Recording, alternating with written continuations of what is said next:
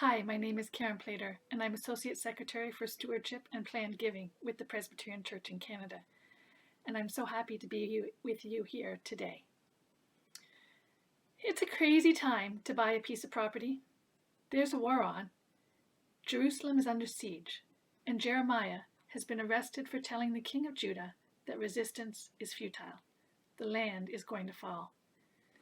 Suddenly he has this chance to buy a field, a sort of right of first refusal. It's not a wise economic decision.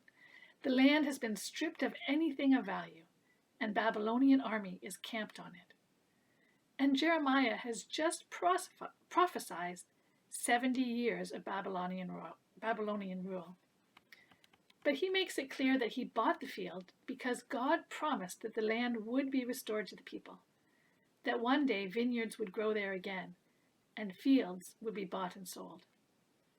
So he takes the deed, seals it in a jar to keep it safe, because it's not a question of if God's promises would be fulfilled, but when they would be fulfilled. I marvel at the strength of Jeremiah. He didn't question God's promise. He had hope for something more. By buying the field, he put his faith into action. And in doing this crazy act, he spread hope to others. Right now, we're living in the midst of a pandemic. It's a time of physical distancing and rules and more rules and changing rules.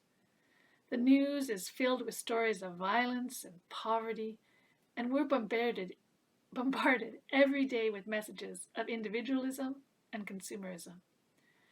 We're told now is the time to close ranks, withdraw to our homes, and wait. Fear, loneliness, despair, anxiety, depression dominate. But our God is a God of hope. The Bible shares the story of God's love throughout the centuries and generations. And it is in that love that we find hope for the future. And that hope gives us the courage to live out God's call in our lives. We may not have a plot of land we can buy as a symbol of hope, but like Jeremiah, our actions can live out our faith, and we call that stewardship. In the church, we often use three words interchangeably: stewardship, giving, and generosity. But they're really three distinct, though connected concepts. Stewardship is the management of resources belonging to someone else. Giving is the act of sharing something of value. And generosity is the amplitude and attitude with which we give. From the very beginning, the Bible tells us that we are created by God, and everything we have belongs to God. As God's stewards, we are called to use everything that God has given us to show our love for God, to care for one another, and to look after God's creation. We can't be stewards of God, whose very nature is giving, without giving resources away. And the Bible shows us now that giving can be done well or poorly. Giving can build up care for the poor, build people up, install dignity, celebrate life. But it can also assert power differences, make people feel dependent, take advantage. As Christians, we want to give the way God gives, generously, abundantly, unconditional, sharing love, joy, and faith. And when we do, our actions live out our faith, like a deed being sealed in a jar, and hope spreads. I learned a lot about stewardship, giving, generosity, and hope, working with Presbyterian Church in Canada partners around the world. One profound lesson came early in my career when I was visiting projects in Central America, which had been supported by Presbyterian World Service and Development. A group of us sat under a tree while the director of one of the programs, Anna Maria, read the passage we heard earlier in 2 Kings 4, verses 1 to 11. And then she told us why this story of this widow asking Elisha for help in her time of desperate need was an important scripture to her. She said that in Nicaragua, there are many women like this widow raising families on their own. Like the widow who was about to lose her 2 sons as slaves to pay off her debts, many of them feared losing their children to despair, drugs, poverty, gangs. So she was particularly interested in how Elisha, the prophet, the man of God, would respond. Who knows what the widow was expecting? Maybe some charity so she could pay off her creditors, at least for a while. I don't think she was expecting Elisha's question. What do you have in your house? She might have been a bit confused. If she had very much, she wouldn't be there. But she thinks for a bit and says, I have a little bit of oil. We can work with that, Elisha replies. And he gives her some instructions. Go to your neighbors, borrow some vessels, and not just a few. So the widow has to take her faith and put it into action. She has to trust Elisha. She gathers the vessels, locks herself in a room with her children, and starts to pour the oil. And that's when the miracle happens. The oil keeps flowing and flowing until all of the vessels are full. And it's not until then that it stops. The widow takes the oil back to Elisha and asks what to do. He tells her she can sell it, pay off her debts, and live off the rest. He gives her a gift greater than anything. He gives her hope. This story teaches us about how God gives in a way that cares for and nurtures the recipient. It helps us see that God has given everyone gifts. It helps us think about how we can give in a way that restores dignity, that walks with people in their journey, and that empowers them to use their gifts in a way that shares hope.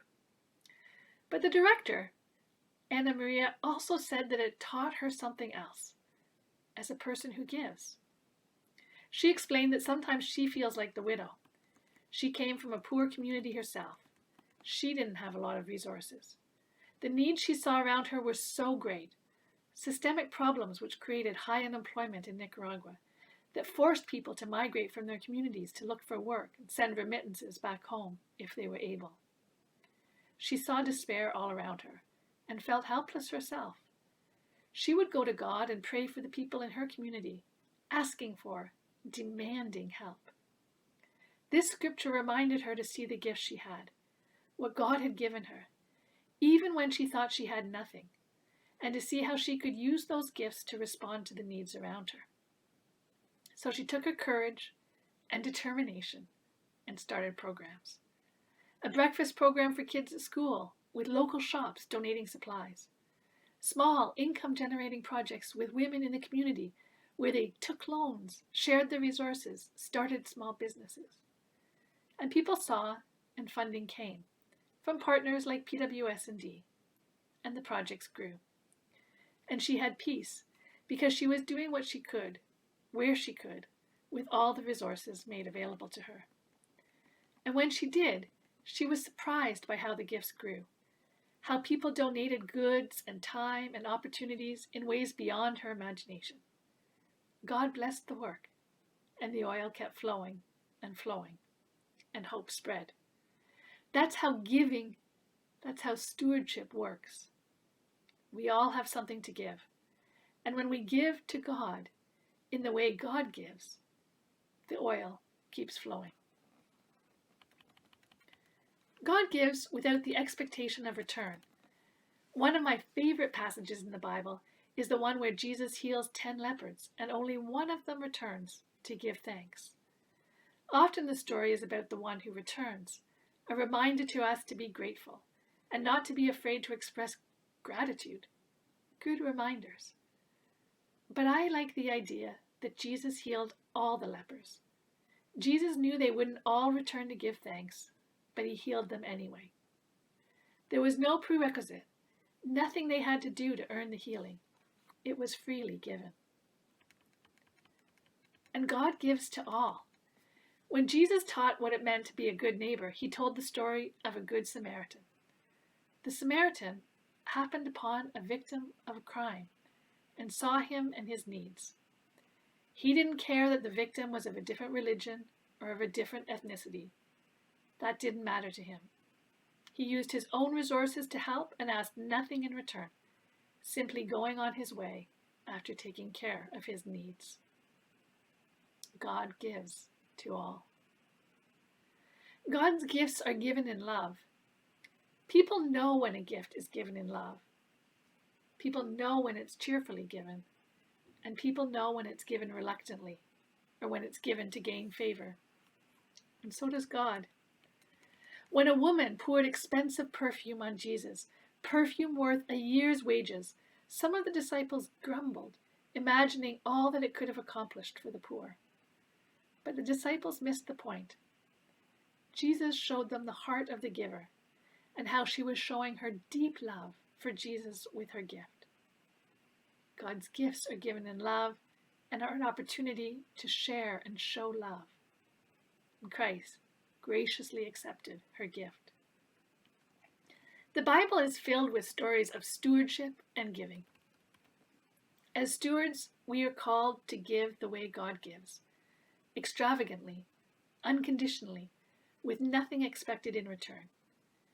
When we give to our congregation, we give with love, generously, unconditionally, without the expectation of return.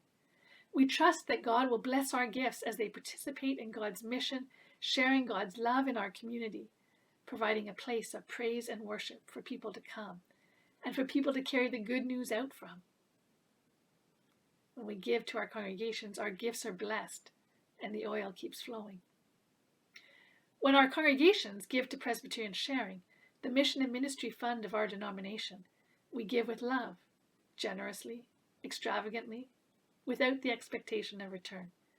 We trust God will bless our gifts as they join gifts from across Canada to participate in God's mission, sending mission staff around the world, equipping congregations, training students, caring for the vulnerable. Years ago, a consultant evaluating the PWS&D programs in India wrote that PWS&D's programs were well planned and successfully implemented. But they were also successful because of the never-ending, hopeful optimism that the workers had in light of the hard realities they face in areas of excessive poverty, unspeakable violence, human rights abuse, natural disasters, and human calamities. That hopeful optimism, given in the midst of despair, came from their faith, their willingness to never give up, to use all the gifts God had given them, to do whatever they could to make a difference. It is with this same spirit that PCC partners are responding to COVID-19 in India today, and your gifts will give them hope, just as they continue to share hope with us. And by these gifts we give, by the way we choose to live our lives through this pandemic and beyond, we will spread hope in our community and around the world, like the purchase of a piece of property in the midst of a war. Praise be to God. Thank you for spreading hope.